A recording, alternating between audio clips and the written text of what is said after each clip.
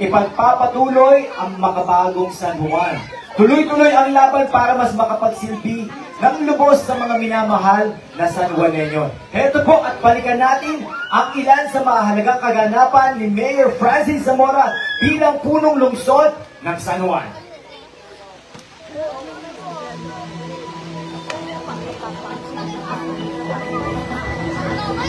Marami naman po San Juaneño.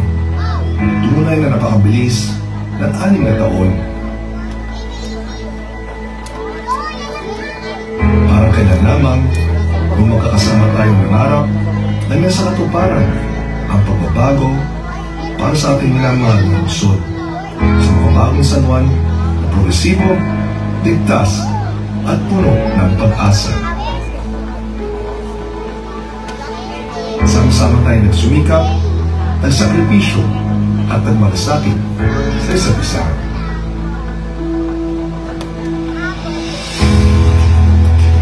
Sama-sama din natin nalagpasan ang lahat ng buha, pagod at pagsubok upang may taguyod ang makabagong San Juan na ating kasalukuyang nararanasan.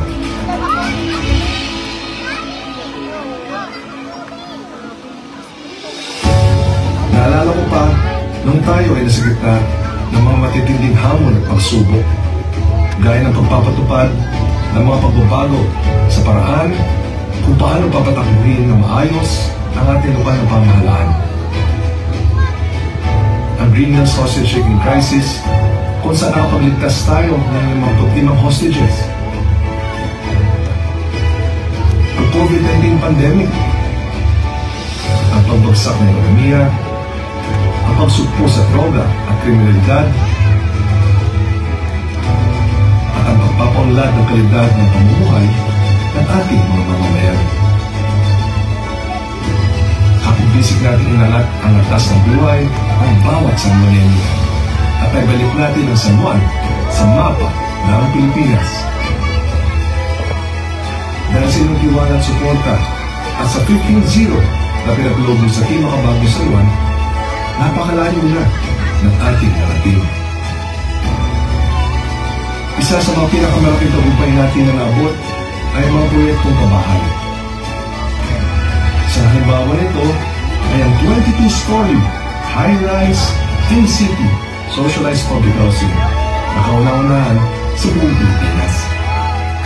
Nasa ika-22 palapag nito ngayon at kaunting panahon na lang ay matatapos na ito. Kamakailan lamang ay nagsagawa tayo ng groundbreaking ceremony para sa ating pangalawang gusaling pabahay sa pamumuno ng ating kaibigan na si Secretary Jenny Acozar ng Department of Human Settlements and Urban Development para sa ating pambansang pabahay para sa Filipino Program Building sa F. Manalo Street, Barangay Batis. Ito ay isang 30-story building na may 1,029 units. Ang bawat unit ay may sukat na 25 square meters. Ito ang magiging pinakamataas na gusali na magkakaroon din ng pinakamaraming units sa ilalim ng 4PH program sa buong Pilipinas. Una pa lang ito sa maraming gusali na itatayo natin sa ilalim ng 4PH program sa pamumuno ng ating mahal na Pangulong Ferdinand R. Marcos Jr. Tatlo ang magiging 4PH building natin sa F. Manalo Street. Magtatayo rin tayo ng mga 4PH buildings sa Barangay Santa Lucia at Barangay West Crame at posibleng sa Barangay Corazon de Jesus din. Inabutan natin noon ang San Juan Medical Center bilang isang level 1 hospital lamang. Sa pagsusumikap ng ating administrasyon sa ilalim ng makabagong San Juan ay naging level 2 hospital na tayo kung saan marami na tayong modernong pasilidad at kagamitan. Meron na rin tayong zero balance billing kung saan walang binabayaran ang ating mga charity patients. Nagawa natin ito sa pamamagitan ng pagdagdag ng pondo. Noong 2019, 161,710,237 pesos at 15 centavos lamang ang budget natin. At ngayong 2025, 381,096,200 pesos at 17 centavos nito. Nagpas doble ang inilaki ng budget ng SGMC upang matugunan ang pangangailangang pangkalusugan ng ating mga mamamayan. Patuloy po ang ating partnerships sa mga pribadong ospital, pati na rin sa mga DOH hospitals para sa iba't ibang medical procedures at hospitalization. Sa tulong ng Caring Care Foundation ng ating asawa at unang ginay ng San Juan na si Kelly Zamora, tinutulungan natin ang mga may sakit, lalong-lalo na ang mga may cancer.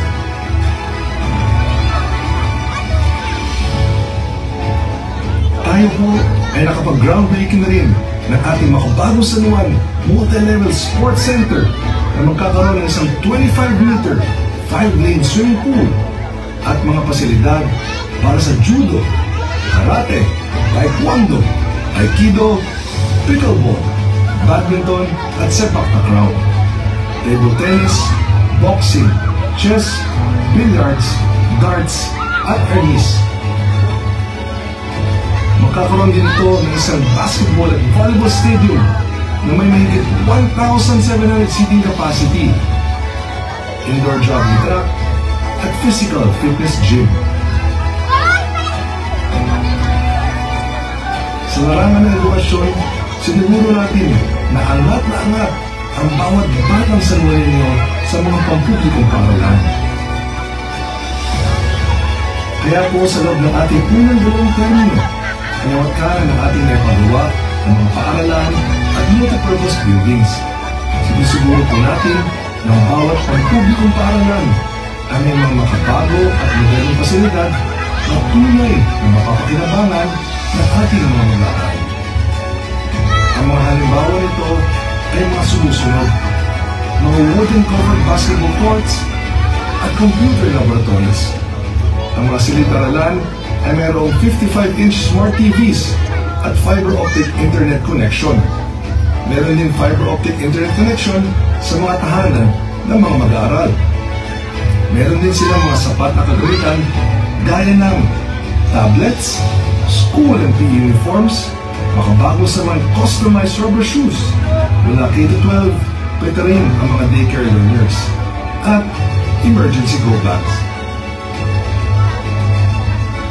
Pinasigla natin ang kalakalan at pagninegosyo sa San Juan dahil mayroong ease of doing business sa ating lungsod. Tayo ngayon ay nakakaranas ng isang booming economy.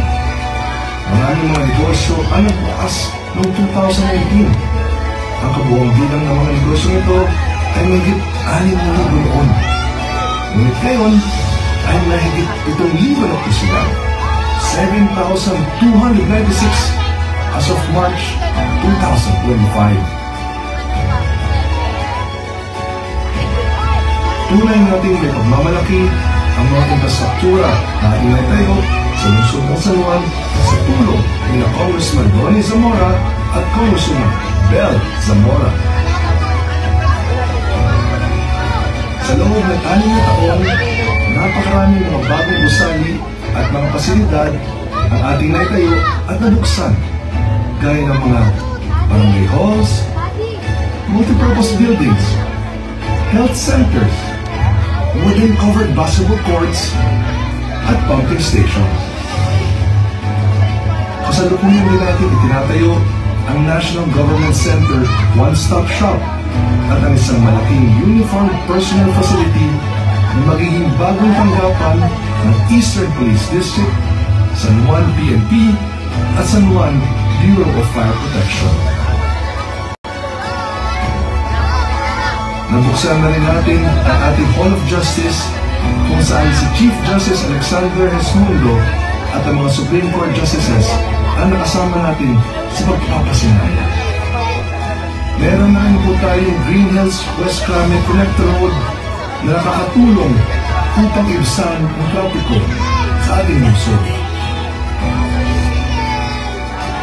unang prioridad natin sa teknolohiya at edukasyon, hardware, software at connectivity.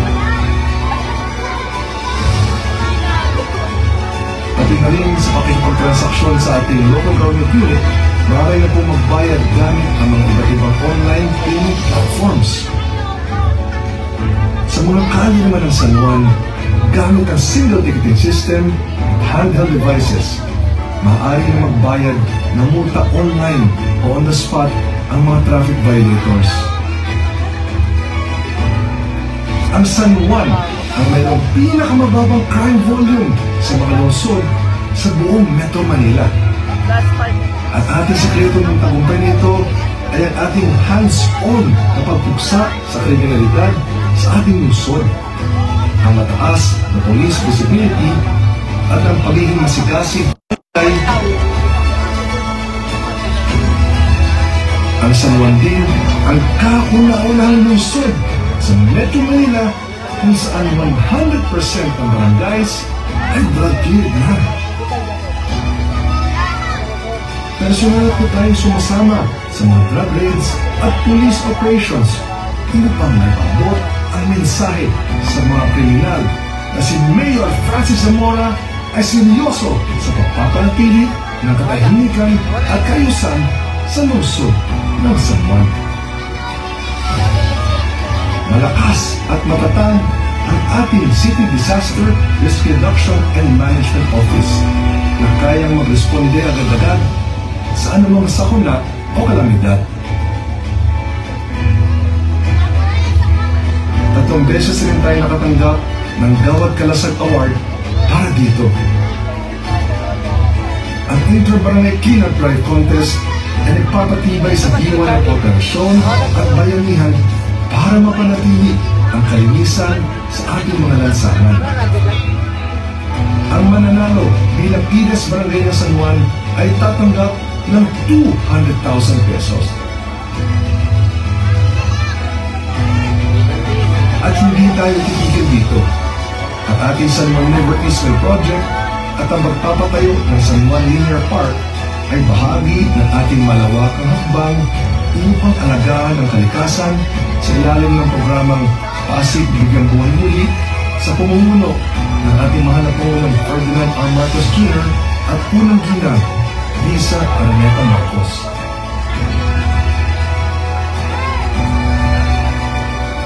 Naniniwala po ako na ang matibay na pamilya ay pundasyon ng isang matibay na lipunan.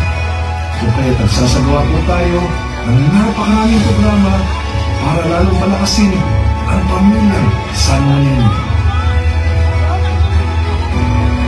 Sa aking paglilingkod sa inyo, ang aking pamilya ang nagsisilbing inspirasyon ko. Kung paano ko sila mahalin at alagaan, ay ganun din po ang pagmamahal at pag-aalaga na ibinibigay ko sa inyo. Sapagkat hindi lang ako ama ng aking 4 na anak, ama din po ako ng bawat pamilyang San Juanenyo.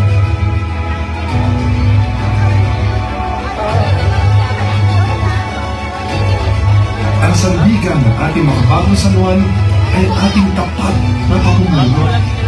Isang pamahalaang bukas, nakikinig at inilalagay ang serbisyo sa mga mamamayan. Nakikinig tayo sa boses ng ating mga mamamayan upang matagunan ang kanilang mga hinaing at pangangailangan. Hindi rin tayo nananatili lamang sa City Hall. Ang inyong lingkod na mismo ang lumalapit sa inyo sa pamamagitan ng makabagong San Juan Barangay Caravan na umiikot sa bawat sulok ng ating lungsod, dala ang mga pangunahing serbisyo ng pamahalaan. Patuloy ding binibigyan ng pagkilala ang ating tapat at maayos na pamumuno. Patunay nito ang ating back-to-back Seal of Good Local Governance Awards para sa taong 2023 at 2024.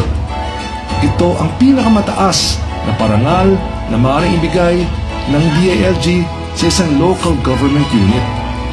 Ilang beses na din tayong nakatanggap ng Urban Governance Exemplar Awards mula pa rin sa DILG.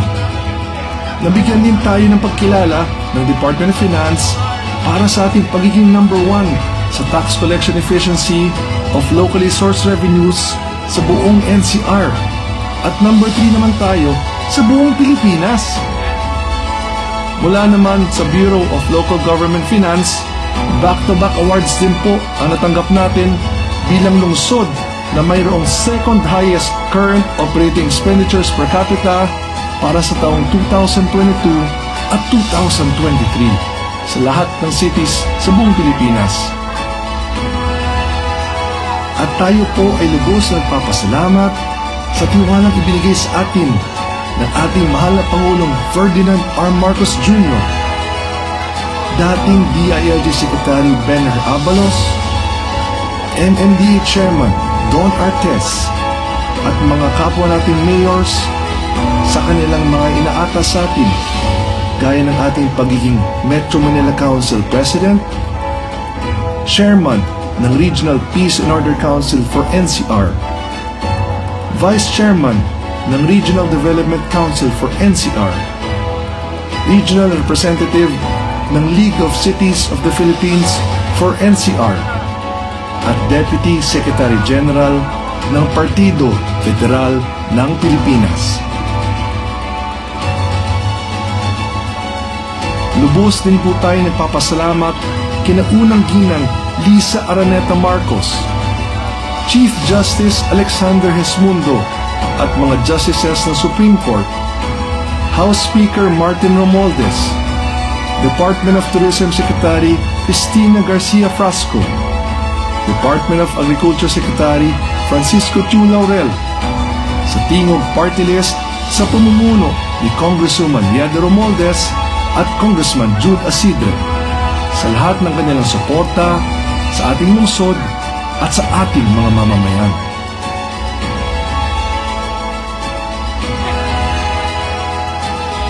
Makakaasa po ang bawat isa sa inyo na ang inyong lingkod ay ginagawa ang lahat ng kanyang makakaya para sa ikabubuti at ikagaganda ng ating makabagong San Juan. Mga minamahal kong San Juanenyo, patuloy lamang po kayong magtiwala sa inyong Mayor Francis Zamora. Sinamahan niyo po ako sa lahat ng ating mga naging pagsubok at tagumpay. Patuloy niyo po akong samahan hanggang sa pagtatapos ng ating 9 na taon na panunungkulan, kung saan makikita at mararanasan ninyo ang kabuuan ng ating makabagong San Juan. Isang legasiya na iiwan ko sa inyo, mga minamahal kong San Juanenyo, para sa kapakanan ng mga susunod na henerasyon.